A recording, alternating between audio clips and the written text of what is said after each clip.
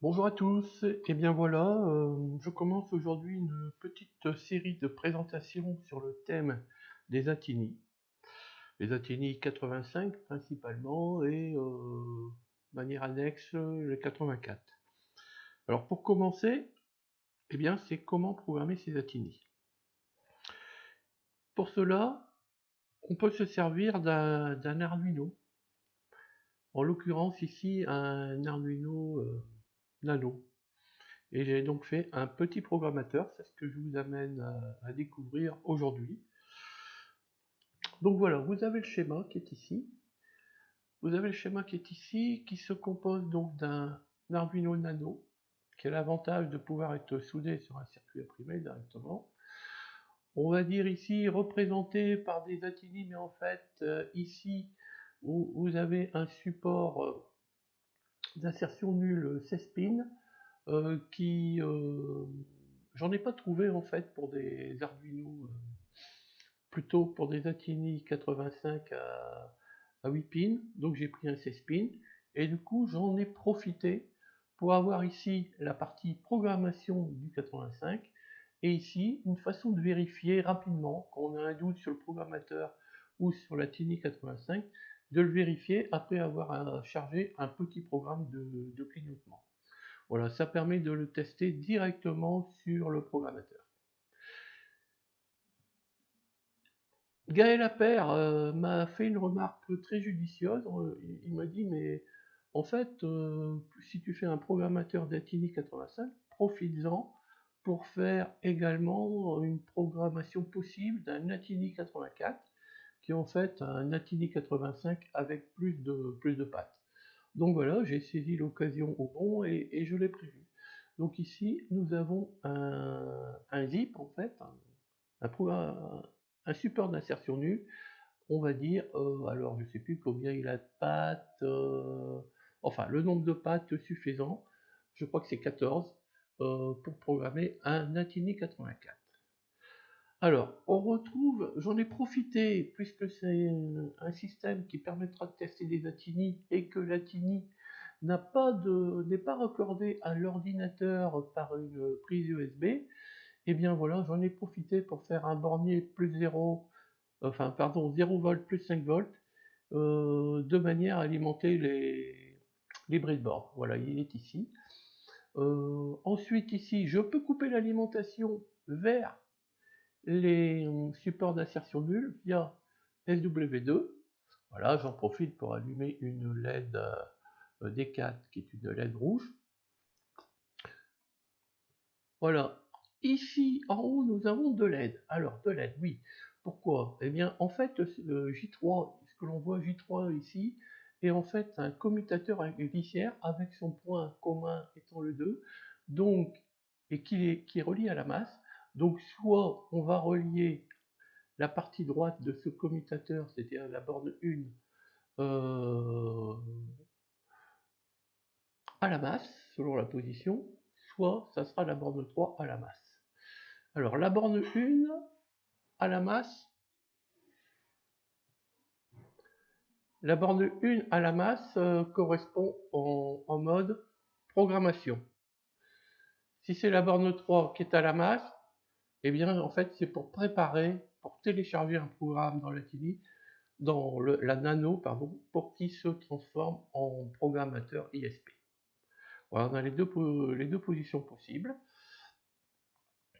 Voilà, j'ai mis aussi une LED bleue sur des 13, en fait, ça permet de voir que, eh bien, que le téléversement est en cours.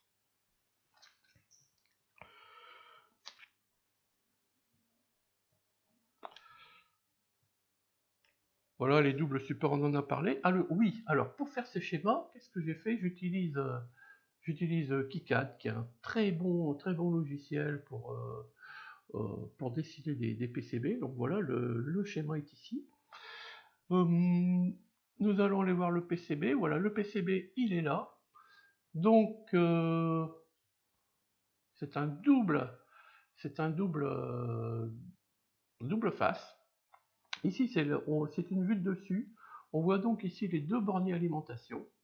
Ici, on voit le le nano avec sa prise USB. Ici, c'est représenté par des supports de CI, mais en fait, là, ici, c'est donc un support d'insertion nulle pour la TINI 85. À gauche, la partie programmation, à droite, la partie test. Ici, c'est pour la TINI 84 qui, lui, ne peut pas être testé sur la platine. Ça n'est pas prévu. Voilà. Alors, bien sûr, on ne pourra pas télécharger un programme à la fois dans la TINI 85 ou la TINI 84. Il faudra faire un choix. Ensuite, ici, là, on retrouve le J3 qui est en fait un commutateur à glissière, soit gauche, soit droite. Le condensateur qui est donc qui sert lorsqu'on est en mode programmation. Donc il relie la patte RST de la nano à la masse. Il est relié entre la masse et la patte RST du nano. Et puis voilà, ici on a l'ensemble des diodes et des LED. Alors, on peut voir également qu'il y a pas mal de trous que j'ai prévus. De mémoire, c'est du diamètre 3, ça convient à des vis de diamètre 3.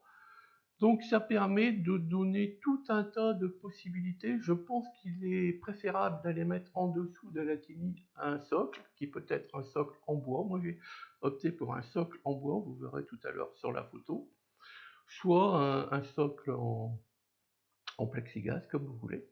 Le nombre de trous est suffisant également pour que, si vous le souhaitez, vous pouvez mettre un espèce de shield de protection, par exemple en plexiglas, principalement en plexiglas, on voit le fonctionnement des LED, par-dessus.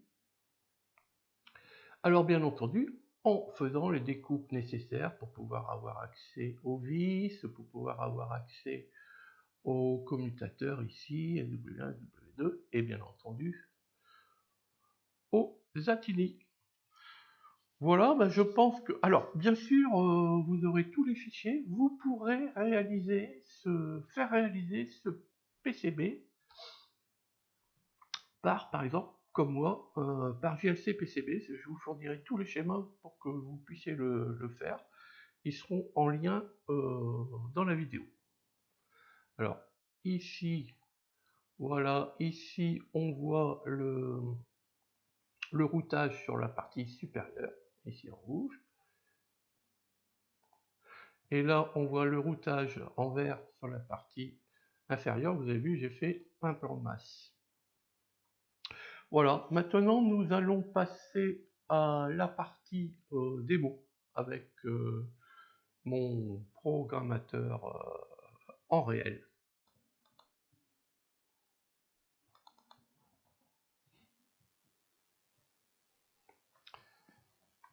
Donc voilà le programmateur. Donc ici, je vais programmer un ATINI 85. Je suis en train de le positionner sur son support, donc la partie haute et la partie programmation. Je branche la micro USB sur le programmateur, je mets la tension, il ne se passe rien, forcément, j'ai pas branché du côté de l'ordinateur. Voilà, là c'est branché. Donc là maintenant je suis en train de préparer le téléversement. Voilà, le téléversement a lieu, on le voit par rapport au clignotement de la LED bleue, il est terminé. Je coupe la tension. Et là, je vais déposer la TINI 85 sur la partie inférieure du support insertion nulle pour faire le test Claudius Marius Blink. Voilà. Donc la petite LED blanche qui clignote. Donc premier essai concluant sur la TINI 85. On coupe la tension. Voilà. Et on va placer un ATINI 84. Attention de bien l'embrocher. On verrouille correctement. On remet la tension. Voilà, et on s'apprête à lancer le téléversement. Voilà, le téléversement est en cours, il est terminé. On va déposer la TINI 84.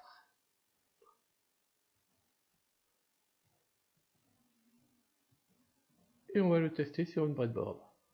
Voilà, donc c'est le même code que pour la TINI 85. Un clignotement lent suivi d'un clignotement rapide.